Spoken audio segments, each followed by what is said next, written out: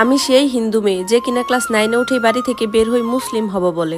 এক মুসলিম ছেলেকে বিয়ে করে তার বাড়িতে যাওয়ার পর আমার যা আমাকে এক অদ্ভুত নামে ডাকতো, আর সেই নামকে কেন্দ্র করে পুরো পরিবারে যা ঘটে সেটা শুনলে আপনারও হৃদয় কেঁপে উঠবে। আমার নাম আগে ছিল রত্না তালুকদার, এখন উম্মে সালমা। আমার জন্ম হচ্ছে কক্সবাজার আর এখন থাকি গাজীপুরে।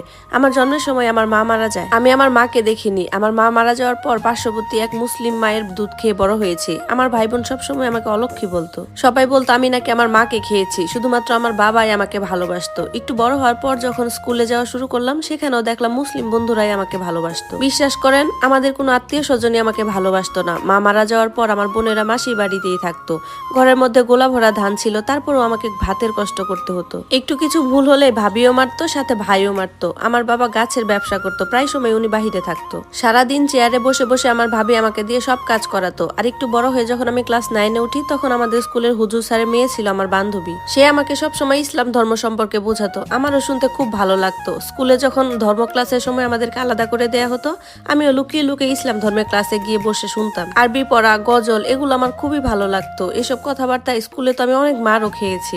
এদিকে আমার বাবা আর ভাইও বুঝতে পেরেছে যে আমি কেমন কেমন জানি না ইসলাম ধর্মের প্রতি আকৃষ্ট হয়ে যাচ্ছি। আমার বাবা, ভাই বোন সবাই মিলে আমাকে এই নিয়ে অনেক মারধর করে। এরপর আমিও জেদ করে আমার বাবাকে বলে দেই যে আমি যদি তোমার মেয়ে হয়ে থাকি তাহলে 1 সপ্তাহের মধ্যে আমি মুসলিম হয়ে তোমাকে দেখাবো। ঠিক তাই করেছিলাম। ঠিক 1 সপ্তাহ পর আমি বাড়ি থেকে পালিয়ে আসি আমাদের পাড়ার মসজিদের এক হুজুরের কাছে। উনি আমাকে সুন্দর করে বোরকা হিজাব পরিয়ে হাতের মধ্যে 800 টাকা দিয়ে পাঠিয়ে দিলেন চট্টগ্রাম। ওখান থেকে পালিয়ে আমি চট্টগ্রামের জামিয়া ইয়াসুনিয়া মাদ্রাসায় আসি 2002 সালে। মাদ্রাসার গেটে দাঁড়িয়ে দাঁড়িয়ে সবাইকে বললাম যে ওখানে ভিতরে কিভাবে যাব। তখন সবাই বলাবলি করতেছিল যে ওখানে তো মেয়েরা যেতে পারে না।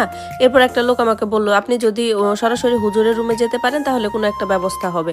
আমিও কারো কথা তোয়াক্কা না করে সরাসরি হুজুরের রুমে চলে গেলাম। প্রিন্সিপাল হুজুর আমাকে দেখে প্রথম যেটা বলেছিলেন সেটা হচ্ছিল, তুমি এখান থেকে চলে যাও। আমি তাকে তখন বলি, আমি বহু কষ্টে 7 সাগর 13 নদী পেরিয়ে আপনার কাছে এসেছি। আপনি যদি আমাকে এখান থেকে তাড়িয়ে দেন তাহলে আমার আর কোথাও যাওয়ার কোনো জায়গা থাকবে না। আপনি আমাকে দয়া করে মুসলিম হিসেবে স্বীকৃতি দিন। তখন মাওলানা জালালউদ্দিন কাদেরী সাহেব, যাকে আমি এখন বাবা বলে ডাকি, উনি আমাকে বসতে দিলেন। উনি বুঝতে পেরেছেন যে আমি অনেক ক্ষুধার্ত।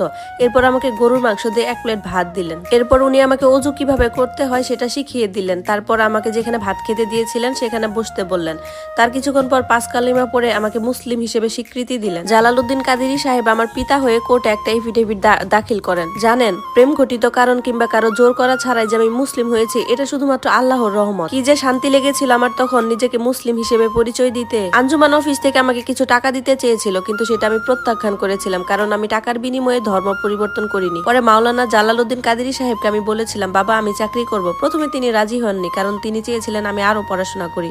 এরপর আমাকে চাকরি করার একটা পরামর্শ দেন, কিন্তু আমি তো নিজের পায়ে দাঁড়াতে চাই। অবশেষে ওনারা আমাকে একটা গার্মেন্টসে সুপারভাইজার পদে চাকরি নিয়ে দিলেন। প্রথম 2 মাস খুব কষ্ট হয়েছিল, কিন্তু এরপর আমি সবকিছু সুন্দরভাবে ম্যানেজ করতে পেরেছি। 2003 সালে একটা শান্ত ভদ্র ছেলের সাথে আমার পরিচয় হয়। লোকটা আমার পাশাপাশি মেসেই থাকতো। একদিন আমার 20 টাকার খুব প্রয়োজন ছিল, এরপর উনি দিয়েছিলেন। সেখান থেকে আমাদের ভালোবাসা শুরু হয়। ওনার প্রতি এত আকৃষ্ট হওয়ার মূল কারণ ছিল উনি 5 ওয়াক্ত নামাজ পড়তেন। উনি আমাকে সূরা, মূল কালিমা এগুলো সবকিছু শিখিয়েছেন। এর মধ্যে একদিন আমার বাবা আর ভাই আমার ফ্যাক্টরির সামনে আসলো। আমি তখন বাবাকে বলেছিলাম, যে বাড়িতে আমার চুরি করে ভাত খাওয়া লাগছে সে বাড়িতে আমি আর যাব না। আর যে বাড়িতে আমার ভাই লুকিয়ে লুকিয়ে খাবার এনে ভাবির হাতে তুলে দিত, সেই বাড়িতেও আমি আর কখনোই যাব না। এরপর তারা যখন শুনলো আমি মুসলিম হয়ে গেছি, তারাও চলে গেল। বিশ্বাস করেন, তাদের প্রতি আমার বিন্দুমাত্র ভালোবাসাও আসে না। কিছুক্ষণ পর ওই লোকটাকে আমি বিয়ের প্রস্তাব দিই, আর সেও আমাকে বিয়ের জন্য রাজি হয়ে যায়। এরপর আমরা সুন্নিয়া মাদ্রাসায় জালালউদ্দিন সাহেবকে জানাই। এরপর একটা কাজী এর উপস্থিতিতে আমাদের বিয়েটাও হয়ে যায়। তখন ও ওখান থেকে আমাকে কিছু টাকা দিতে চায়, কিন্তু আমি বলি, বাবা আপনি শুধু আমাকে মন থেকে দোয়া করুন। এরপর আমরা সেখান থেকে চলে যাই। গ্রাম থেকে আমার শ্বশুর এসে আমাকে দেখে। উনি আমাকে খুব পছন্দ করে ফেলে। উনি যাওয়ার সময় আমাকে সাথে করে ওনাদের বাড়িতে নিয়ে যায়। তখন থেকে শুরু হয় আমার নতুন এক জীবন শ্বশুর বাড়িতে। ওদের দেশে হিন্দুদেরকে মালাউন বলা হতো, কিন্তু আমি সেটা জানতাম না। আমার যা আমাকে সবসময় মালাউন বলে বকা দিত। একদিন দেখি আমার যা আমার শাশুড়িকে বলতেছে, কই থেকে একটা মালাউনের বাচ্চারে ধরে নিয়ে আসছে, কাম কাজ কিচ্ছু জানে না। আর এই কথাটাই আমার স্বামী শুনে ফেলে। এরপর আমার স্বামী আমার হয়ে ওদের সাথে লড়াই করে। তিনি রেগে গিয়ে আমার যাকে অনেক কথা শুনিয়ে দেয়। আমার যাও অনেক তেড়ে মেরে আমার স্বামীকে মারার জন্য এগিয়ে আসছিল। ওই রাতের বেলা অনেক ঝগড়াঝাটি হয় আমাকে। সকালবেলা আমার শাশুড়িকে ডেকে বললাম, মা যদি আসমান চন্দ্র সূর্য এগুলো সত্যি হয় তাহলে আমি এই বাড়ির বউ একদিন এই বাড়িতে ঠিকই ফিরে আসব।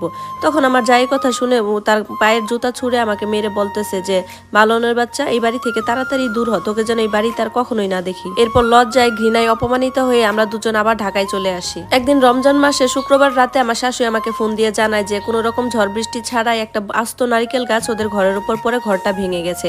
তখন আমার স্বামীর কাছ থেকে ফোনটা নিয়ে আমার শাশুড়িকে আমি জানাই, মা আসলে সৃষ্টিকর্তা কোনো হিসাবে অপূর্ণ রাখে না। এখন আমরা দুজনেই চাকরি করি, একটা ছেলে একটা মেয়ে, আমাদের শ্বশুর শাশুড়ি ননদরা সবাই আমাদেরকে খুব ভালোবাসে। ধন্যবাদ সবাইকে। গল্পটি কেমন লাগলো সবাই অবশ্যই কমেন্টস করে জানাবেন, আর এরকম সুন্দর সুন্দর গল্প পেতে পেজটিকে ফলো দিয়ে সবসময় সাথে থাকবেন। ধন্যবাদ।